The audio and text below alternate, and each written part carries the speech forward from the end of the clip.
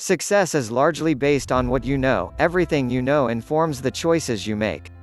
And those choices are either getting you closer to what you want or increasing the distance between you and your ultimate goals in life. Many people want to learn better and faster, retain more information, and be able to apply that knowledge at the right time. But the reality is that we forget a lot of what we learn. Human forgetting follows a pattern. In fact, research shows that within just 1 hour, if nothing is done with new information, most people will have forgotten about 50% of what they learned. After 24 hours, this amount increases to 70%, and if a week passes without that information being used, up to 90% of it could be lost.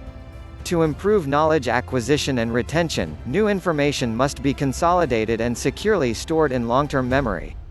According to Elizabeth Bjork, Ph.D., a professor of cognitive psychology at UCLA who worked on a theory of forgetting along with Peter Wozniak, a Polish researcher best known for his work on SuperMemo, a learning system based on spaced repetition, long-term memory can be characterized by two components: retrieval strength and storage strength. Retrieval strength measures how likely you are to recall something right now, or how close it is to the surface of your mind. Storage strength measures how deeply the memory is rooted. If we want our learning to stick, we have to do more than just aim to read a book every week or passively listen to an audiobook or podcast.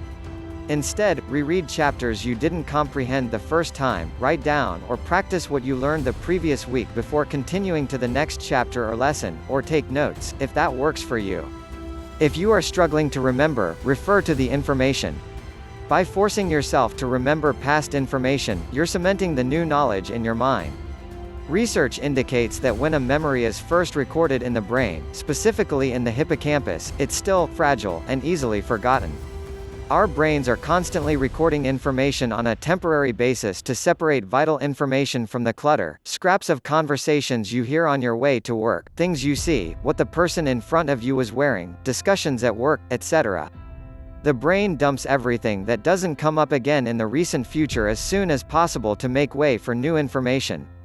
If you want to remember or use new information in the future, you have to deliberately work on storing it in your long-term memory. This process is called encoding, imprinting information into the brain. Without proper encoding, there is nothing to store, and attempts to retrieve the memory later will fail. In the late 19th century, Hermann Ebbinghaus, a psychologist, was the first to systematically tackle the analysis of memory. His forgetting curve, which explains the decline of memory retention in time, contributed to the field of memory science by recording how the brain stores information. Ebbinghaus once said, "With any considerable number of repetitions, a suitable distribution of them over a space of time is decidedly more advantageous than the massing of them at a single time." In a University of Waterloo report that looks at how we forget, the authors argue that when you deliberately remember something you've learned or seen not long ago, you send a big signal to your brain to hold onto that information. They explain, when the same thing is repeated, your brain says, "Oh, there it is again, I better keep that." When you are exposed to the same information repeatedly, it takes less and less time to activate the information in your long-term memory, and it becomes easier for you to retrieve the information when you need it. Most lifelong learning will inevitably involve some reading and listening, but by using a variety of techniques to commit new knowledge to memory, you will cement new information quicker and better. Spaced repetition. One method is spaced repetition, repeating intake of what you are trying to retain over a period of time. For example, when you read a book and really enjoy it, instead of putting it away, reread it again after a month, then again after 3 months, then again after 6 months, and then again after a year. Spaced repetition leverages the spacing effect, a memory phenomenon that describes how our brains learn better when we separate out information over time. Learning something new drives out old information if you don't allow sufficient time for new neural connection to solidify.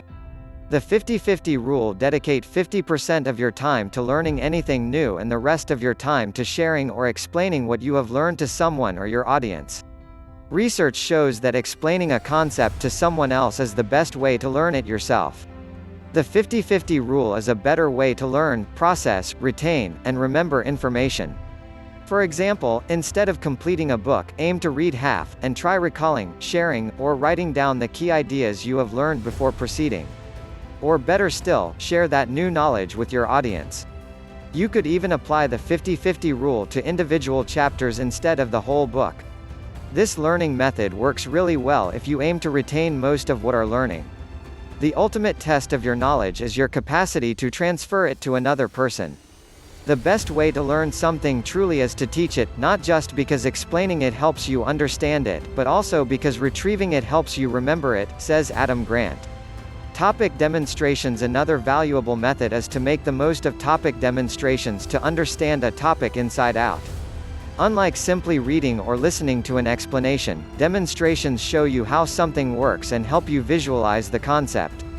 When learning photography, design, public speaking, negotiation, or a useful new technology, watching instructional videos that demonstrate what you're trying to learn can improve your retention rate. Sleep. Finally, use sleep as a powerful aid between learning sessions. Sleep after learning is a critical part of the memory creation process, and sleep before learning strengthens your capacity. Evidence shows that short naps help reinforce learned material. The authors explain, we suggest that the mere onset of sleep may initiate active processes of consolidation which, once triggered, remain effective even if sleep is terminated shortly after. The results show that even a period of sleep is enough to help you remember what you've learned. Longer naps, 60+ minutes, are also great for storing new information into our permanent memory. A good night's sleep is even better for memory recall and clear thinking. The more the mind is used, the more robust memory can become.